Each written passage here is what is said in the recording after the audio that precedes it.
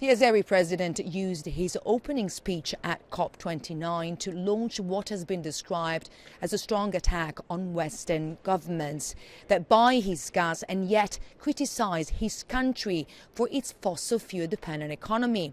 President Aliyev used this platform in front of world leaders to repeat that Azerbaijan's natural resources were, quote, a gift from God.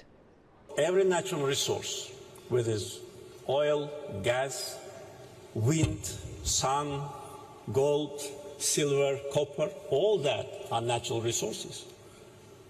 And countries should not be blamed for having them and should not be blamed for bringing these resources to the market, because the market needs them, the people need them. So this is my message, and as a president of COP29, of course, we will be a strong advocate for green transition, and we are doing it, but at the same time, we must be realistic.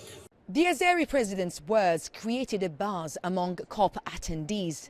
We spoke to some of them to hear their reaction. He is right and not right in a way, because it really is God's plan to have the natural resources in certain countries. And the fact that he's pointed out the hypocrisy is something we should really appreciate. It is true.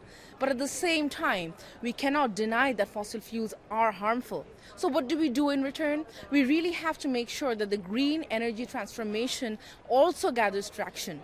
The only way everybody moves is if you know that it's done fairly. And he's right that the signals that need to happen, of course, need to happen from the very, very big polluters, those that have been polluting for over 100 years. And so what the United States does, what the European Union does, what the UK does, matters, because that sends a signal. Aliyev's speech set the tone for the leaders gathering ahead of the tough negotiations on the details of the final agreement. Giorgia Orlandi for Euronews in Baku.